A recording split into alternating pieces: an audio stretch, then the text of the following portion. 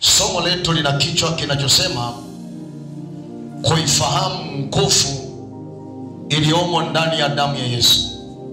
Kuifahamu nguvu iliyomo ndani ya damu ya Yesu. Kuifahamu nguvu iliyomo ndani ya damu ya Yesu. Bwana Yesu asifiwe. Kanisa, Bwana asifiwe. Hayo ndani ya damu ya Yesu kuna nguvu nyingi. Ziko nguvu nyingi. Na leo nataka nikushirikishe nguvu moja tu. Baada ya hapo tutaenda kwenye maombi. Na nguvu moja wapo iliyoko ndani ya damu ya Yesu, kama unaandika, damu ya Yesu ina uwezo wa kuongea kwa niaba yako. Damu ya Yesu ina uwezo wa kuongea kwa niaba yako. Damu ya Yesu ina uwezo wa kuongea kwa niaba yako. Na unisikilize vizuri, watu wa Mungu, maisha yetu tulio nayo yana msingi wake katika ulimwengu wa roho. Maisha tulio nayo yana msingi wake katika ulimwengu wa roho. Hayo ulimwengu wa kiroho ni mama wa ulimwengu wa kimwili. So inamaanisha vitu vyote vinavyotokea katika ulimwengu wa kimwili vinazaliwa tu kutokea katika ulimwengu wa kiroho. Na ukisoma maandiko kwenye kitabu cha Mwanzo, ile sura ya kwanza yote, kuanzia mstari wa kwanza mpaka wa 31, utaona Mungu akiumba dunia na vitu vyote vilivyomo akitokea kwenye ulimwengu wa roho. Na kila kitu alichoumba aliumba kwa neno. Kila alichosema kiwe kilikuwa. Kila alichosema kiwe kilikuwa. Kwa hiyo kinachoongea juu ya maisha yako kwenye ulimwengu wa roho kina nguvu ya kuathiri maisha yako ya kimwili. Na kuna vitu vingi sana vinavyoongea kwenye ulimwengu wa kiroho, na kitu kimoja wapo kinachoongea ni damu. Damu zinaongea katika ulimwengu wa roho. Na damu ikiongea kwenye ulimwengu wa roho ina nguvu ya kuathiri maisha ya mtu. Inaweza ikaathiri maisha yako kwa ubora, inaweza ikaathiri maisha yako kwa ubaya. Na tuna watu wengi sana leo maisha yao yamehukumiwa na damu zilizomwagika kwenye ardhi. Kwa hiyo viwango vya maisha yao sio vile ambavyo Mungu aliwakusudia. Maisha yao yamehukumiwa kwa damu kwenye ulimwengu wa roho. Angalia kitabu kile cha Mwanzo ile sura ya 4. Mwanzo sura ya 4. Mstari wa 9 mpaka wa 12. Mwanzo sura ya 4 mstari wa 9 mpaka wa 12. Biblia inasema, Bwana akamwambia Kaini, yuko wapi Habili nduguyo? Akasema, sijui. Mimi ni mlinzi wa ndugu yangu. Akasema, umefanya nini? Sauti ya damu ya ndugu yako, sauti ya damu ya ndugu yako inanililia kutoka katika ardhi. Basi sasa umelaaniwa wewe katika ardhi iliyofungua kinywa chake ipokee damu ya ndugu yako kononi mwako. Umelaaniwa katika ardhi iliyopokea damu ya ndugu yako. Unisikilize, habari hii inazungumza juu ya watoto wawili wa mzee Adamu, Kaini na Habili. Hawa ndugu jioni moja walienda kutoa sadaka mbele za Bwana. Kila mtu alibeba vitu vyake vya kuachilia kama sadaka. Na walipotoa ile sadaka, Mungu alikubali sadaka ya Habili na akaitakabari. Lakini alikataa sadaka ya Kaini na hakumtakabari. Moyo wa Kaini ukakasirika sana, kwa sababu Mungu hakuikubali sadaka yake. Kwa akajiapiza, lazima nitamuua ndugu yangu. Na tunajua kilichotokea. Kaini alimchukua ndugu yake akamuua. Na damu ilipoenda kwenye ardhi, immediately ikaanza kuongea kwenye ardhi. Biblia inasema damu ilipoanza kuongea, Mungu akasikia. Akasema, nasikia sauti ya damu kutoka kwenye ardhi. Nasikia sauti ya damu kutoka kwenye ardhi. Kwa hiyo ile sauti ya damu aliyokuwa naisikia kutoka kwenye ardhi ilikuwa inashuhudia juu ya mtu aliyeua, inashuhudia juu ya mtu aliyeua, lakini pia ilikuwa inaachia laana kwenye maisha ya muuaji. Na Mungu alipotokea hakusikia sauti ya kitu kingine, alisikia sauti ya damu. Inamaanisha sauti ya damu kwenye ulimwengu wa roho ina sauti kubwa zaidi kuliko sauti ya mwanadamu wa kawaida. Lakini hiyo sauti ya damu haisikiliziki kwa jinsi ya mwilini, inasikilizika kwa jinsi ya rohoni. Kwa hiyo walioko rohoni wana uwezo wa kuisikia sauti ya damu kuliko walioko mwilini wanavyoweza kusikia. Kwa hiyo Mungu hakusikia kilio cha Habili, Mungu alisikia sauti kutoka kwenye damu. Unisikilize vizuri. Na aliposikia akasema, Kaini, hii damu sio tu kwamba imemwagika, imeachilia laana kwenye ardhi. Ardhi imelaaniwa kwa ajili yako. Maana yake hakuna kitu utafanya kwenye ardhi utafanikiwa. Utafanya biashara lakini hutafanikiwa. Utaanzisha miradi lakini hutafanikiwa. Utaanza kazi lakini hautapenya. Kwa nini? Kuna damu kwenye ardhi inaongea kinyume na maisha yako. Na akasema kitu cha pili, ile damu kwenye ardhi inasema utakuwa mtoro katika dunia. Maana yake maisha yako yatakosa mpangilio. Utakuwa na maisha ambayo hakuna kitu unafanya na ukafanikiwa. Utajaribu hiki kabla hujafika mwisho, unaanza kingine, unaanza hicho kabla hujafika mwisho. Maisha yako yatakosa mpangilio kwa sababu ya damu. Angalia na kitabu cha Mwanzo cha Waebrania 12, Waebrania sura ya 12 mstari wa 24. Na kufundisha kitu kizuri. Waebrania 12 mstari wa 24. Ule mstari wa 24 Biblia inasema, na Yesu mjumbe wa agano jipya na damu ya kunyunyizwa inenayo mema kuliko ile ya Habili. Hapa anazungumza juu ya damu mbili. Anazungumza juu ya damu ya Habili na damu ya Yesu, na zote zinaongea kwenye ulimwengu wa roho. Tofauti yao ni kwamba ya Habili inaongea kisasi, inaongea laana, lakini ya Yesu inaongea mema. Na hii inatupa kujua ya kwamba damu inaweza ikatumiwa kuongea mabaya juu ya mtu, kuongea laana juu ya mtu, kuongea mikosi juu ya mtu. Damu inaweza ikatumiwa. Na ukijua kuna damu inaongea mabaya juu yako, fahamu ya kwamba iko damu bora zaidi pia inayoongea mema juu ya maisha yako. Kwa hiyo kama kuna damu inanena mabaya juu ya maisha yako, juu ya kazi yako, tuna damu bora, damu ya Yesu inaonena mema juu ya maisha yetu, na itanena mema juu yako kwa jina la Yesu aliye hai. Jamani, haleluya, haleluya. Sasa mistari hii miwili nimekusomea, nataka tutazame mambo matatu ndani yake, alafu tutaenda kuomba. Jambo la kwanza, mambo matatu. Jambo la kwanza, inawezekana kuua mtu, lakini haiwezekani kuua sauti ya damu ya huyo mtu. Inawezekana kuua mtu, lakini haiwezekani kuua sauti ya damu ya huyo mtu. Na mnisikilize vizuri.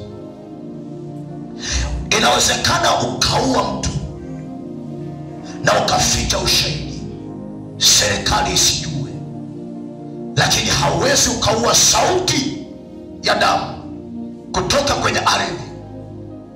Sauti ya damu itasimama kama shahidi mbele za Bwana, ikishuhudia juu ya mauaji uliyoyafanya kwenye ulimwengu wa roho. Na si tu kwamba inashuhudia, lakini kuna kitu inaongea kibaya juu ya maisha yako. Inaweza inaongea laana, inaweza ikaongea mabaya, chochote inaweza ikasema kwenye ulimwengu wa roho. Kaini alipomkamata ndugu yake, alimwambia, kaka, twende uwandani, waende mahali ambapo hakuna mtu anaweza kuwaona.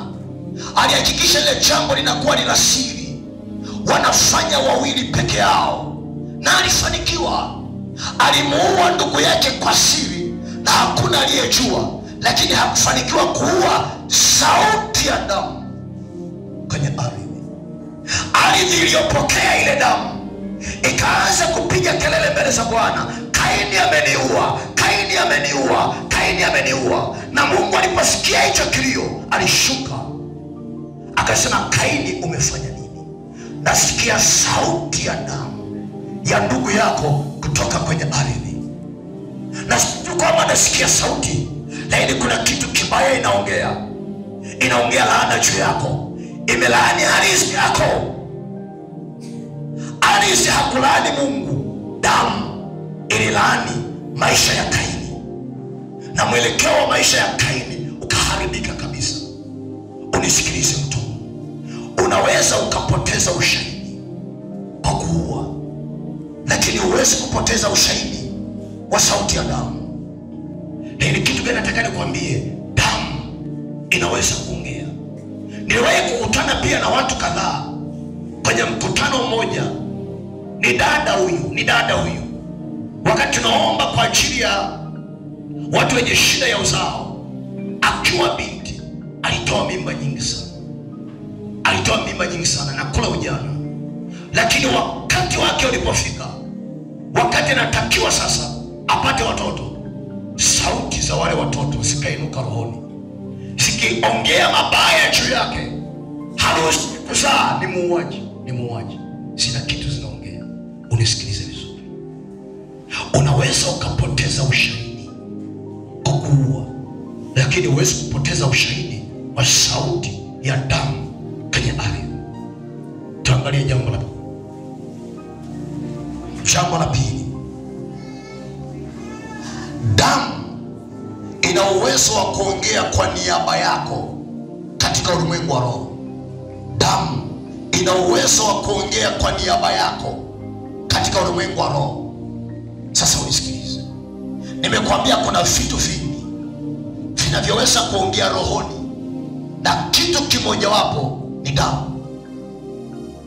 Na damu huwa inaongea kitu unachoisemesha. Haiongei tu, kile unachoisemesha damu ndicho damu inaongea. Ngoja nikupe mfano. Kwa mfano, angalia waraka wa kwanza wa Yohana. Waraka wa kwanza wa Yohana, ile sura ya kwanza, alafu mstari wa 7.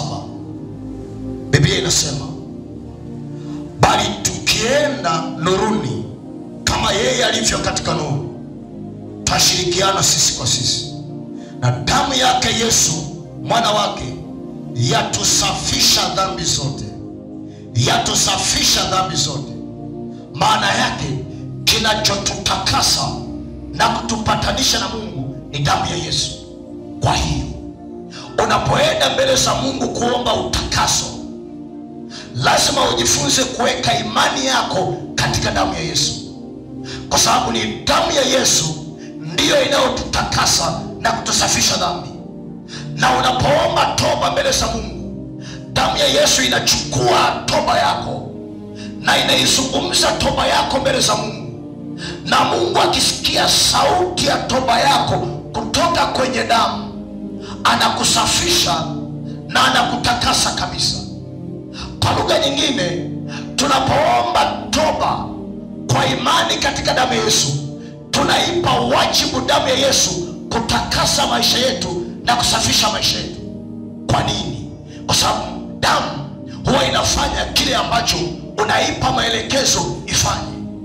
Ukiambia damu isimame kama ulinzi, italinda maisha yako. Ukiifanya damu ya Yesu isimame kama silaha, itatumika kupigana upande wako na kukusaidia. Sasa unisikilize vizuri, watu waovu wengi wa dunia hii huwa wanatumia damu kuharibu hatima za watu na kuharibu maisha ya watu. So maisha ya watu wengi sana yamehukumiwa na damu zilizoachiliwa kwa hila dhidi yao.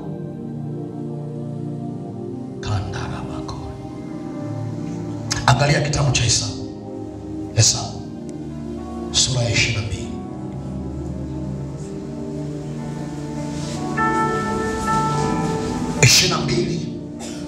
Mstari wa 6. Hesabu 22:6. Hesabu 22:6. Biblia inasema, basi njoo wewe na kusihi, unilaani watu hawa, maana wana nguvu kunishinda mimi. Labda nitawaweza, tupate kuwapiga na kuwafukuza watoke katika nchi yangu. Kwa maana najua ya kuwa yeye umbarikie hubarikiwa, na yeye umlaaniwe hulaaniwa. Unisikilize vizuri. Habari hii inazungumza juu ya mfalme wa Moabu. Alisikia habari za wana wa Israeli, jinsi ambavyo wamewapiga Waamori na kuwashinda. Hofu kubwa ikaingia moyoni mwake, kwamba kama hawa watu watapita hapa, nitafanyaje? Moyo wake ukaogopa sana, kwa sababu alipojaribu kuangalia uwezo wake, aligundua ni dhaifu sana, na uwezo wa taifa la Israeli ni mkubwa kuliko kwao. Kaya kaita vijana wake waende wakamwite mganga wa kienyeji ili aje alaani. Anasema, njoo unilaanie watu hawa, maana wana nguvu kuliko mimi.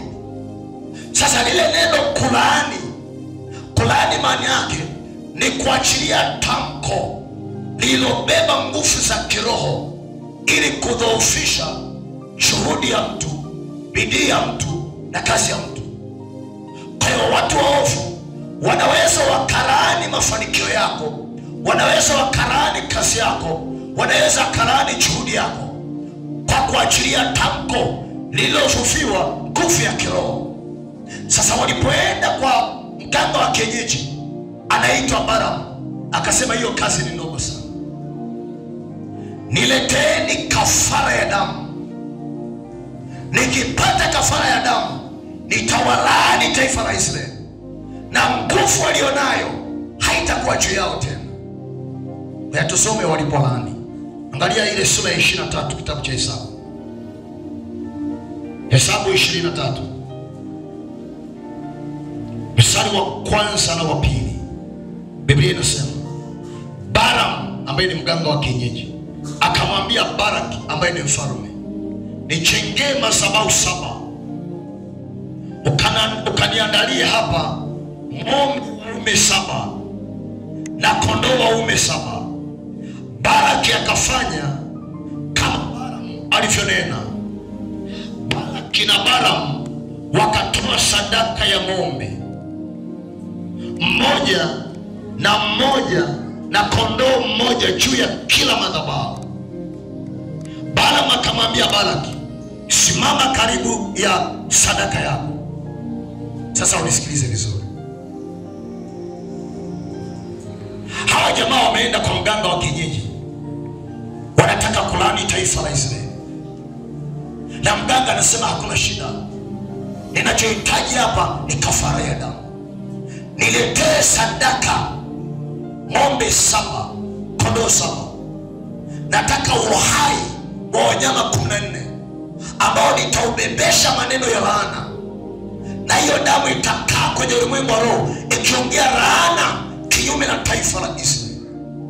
So wakamwaga damu kwenye ardhi na wakaibebesha matamko ya laana ili kudhoofisha nguvu walizonazo taifa la Israeli. Lengo wakikutana vitani wapate kuwashinda. Na hiki ndicho huwa kinatokea kwenye maisha. Adui wanapoona juhudi yako, wanapoona mafanikio yako, wanapoona hatua zako, sio kwamba umewakosea, ili waweze kukushinda. Hawapambana na wewe mwilini, wanapambana rohoni, na njia wanayoitumia, wanainua sadaka na wanaachilia kafara ili damu iongee laana juu yako. Maisha ya watu wengi yamefungwa na wengi wanatembea chini ya kiwango. Kwa nini? Kuna aina ya tamko limeachiliwa na damu inasimamia hilo tamko. Na utaona wakati wa maombi kitakachotokea. Kuna watu wengi sana ambao adui kafunga maisha yao, na kilichofunga, kuna damu zinazoongea kwenye ulimwengu wa roho, na zinaongea maneno mabaya, sio mazuri, kwa ajili ya kesho zao na kwa ajili ya maisha yao. Sasa angalia kitabu cha Waebrania. Nakimbia, muda wetu unasogea. Waebrania 12. Jesus. Waebrania 12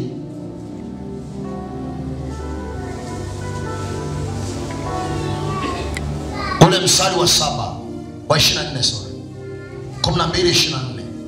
Biblia inasema, na Yesu mjumbe wa agano jipya na damu ya kunyunyizwa inenayo mema kuliko ile ya Habili, inenayo mema kuliko ile ya Habili. Angalia na kitabu cha Wakorinto wa kwanza 5:7. Wakorinto wa kwanza 5:7. Basi jisafisheni, mkatoe ile chachu ya kale, mpate kuwa donge jipya, kama vile mlivyo hamkutiwa chachu. Maana Pasaka wetu amekwisha kutolewa kuwa sadaka, yani Kristo. Pasaka wetu amekwisha kutolewa kuwa sadaka, yani Kristo. Kwa hiyo Yesu Kristo ni Pasaka wetu na ni sadaka yetu. Kwa hiyo unaweza ukamtumia ukasadaka yako, na unaweza ukaitumia damu ya Yesu kuisemesha maneno ili iongee juu ya maisha yako katika ulimwengu wa roho, kwa sababu Pasaka wetu amekwisha kutolewa. Amekwisha kutolewa. Bwana Yesu asifiwe sana.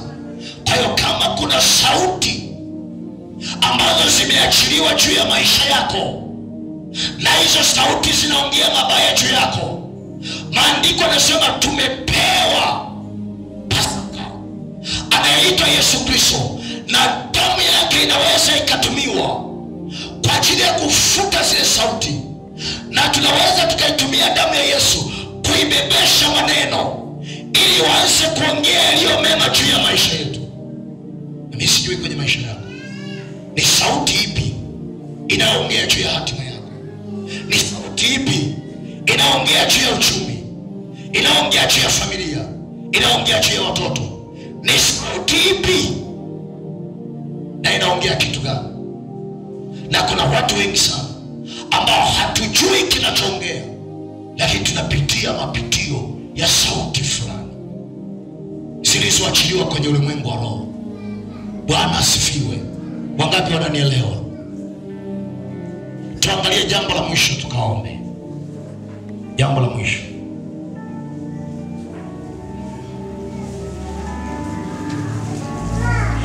Jambo la mwisho, maisha yako yana uwezo wa kubeba madhara. Maisha yako yana uwezo wa kubeba madhara ya damu zilizomwagwa na mtu mwingine. Maisha yako yana uwezo wa kubeba madhara ya damu zilizomwagwa na mtu mwingine. Kwa hiyo mtu wa familia akimwaga damu, anafungulia laana kuingia kwenye hiyo familia. Na kama ni taifa limemwaga damu, linafungulia pia laana kuingia ndani ya hilo taifa, kwa sababu damu ikimwagika huwa haimwagiki tu. Kuna kitu inaongea kwenye ulimwengu wa roho, na kile damu inaongea kwenye ulimwengu wa roho kinaweza kisiwe kizuri, kinaweza kikawa ni kibaya. Inategemea kinachosema kwenye ulimwengu wa roho. Jina la Bwana libarikiwe sana. Angalia kitabu cha Wafalme wa pili, Samueli wa pili, sura ya 21.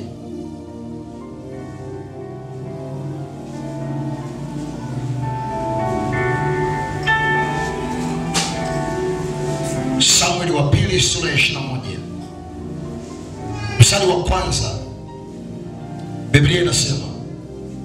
kulikuwa na njaa siku za Daudi muda wa miaka 3, mwaka kwa mwaka. Naye Daudi akautafuta uso wa Bwana. Bwana akasema, ni kwa ajili ya Sauli na nyumba yake yenye damu, kwa kuwa aliwaua hao wa Gibeoni. Kwa kuwa aliwaua hao wa Gibeoni. Ndipo mfalme akawaita wa Gibeoni akawaambia, basi wa Gibeoni si wana wa Israeli, ila ni masalio ya Waamori, na wana wa Israeli walikuwa wamewaapia.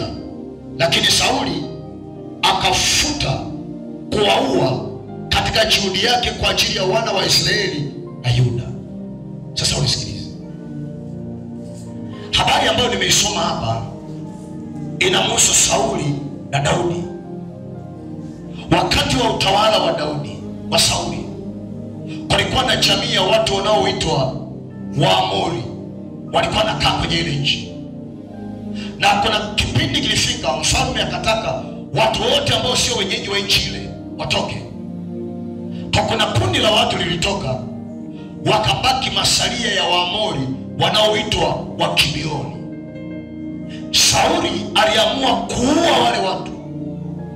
Kwa hiyo alikuwa akimkamata kila Mgibeoni anaua, damu yake inamwagika. Aliua wa Gibeoni wengi sana kwenye ile nchi. Na baada ya mauaji makubwa yaliyotokea, Biblia inasema ile damu ikaenda kwenye ardhi na ikaanza kuongea mabaya. Na ile laana haikutokea kipindi cha Daudi, ilitokea kipindi cha Sauli, ilitokea kipindi cha Daudi. Daudi alipoingia tu madarakani, alikutana na ukame kwenye nchi. Mwaka wa kwanza, mwaka wa pili, ulipofika mwaka wa 3, njaa kali nchini. Aliamua kwenda mbele za Mungu kuuliza, tumekosea wapi? Hata tumepigwa na njaa kali namna hii. Mungu akasema, ni kwa sababu ya damu iliyomwagwa na ndugu zako. Sauli aliwaua wa Gibeoni, na damu imeenda kwenye ardhi. Damu inaongea laana kwenye ardhi. Na ukame unaoona ni matokeo ya vilio vya sauti ya damu iliyoenda kwenye ardhi. Kumbuka, Daudi hakuua mtu wakati anaingia madarakani. Aliyekuwa amewaua wa Gibeoni alikuwa ni Sauli. Lakini madhara ya ile damu anakuja kuyapata Daudi ambaye hakuua.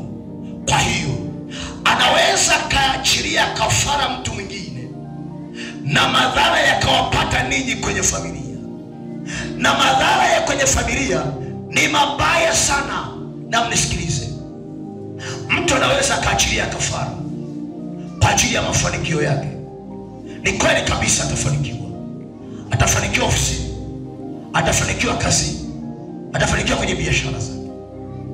Lakini ile sauti ya damu kuna siku italipa kisasi. Kama sio kwake yeye, basi ni kwa watoto wake. Kama sio kwa watoto wake, basi ni kwa wajukuu wake. Lakini lazima italipa kisasi. Na sauti zinazoongea kwenye ulimwengu wa roho zinakushtaki kwenye mahakama ya mbinguni kwamba uliua.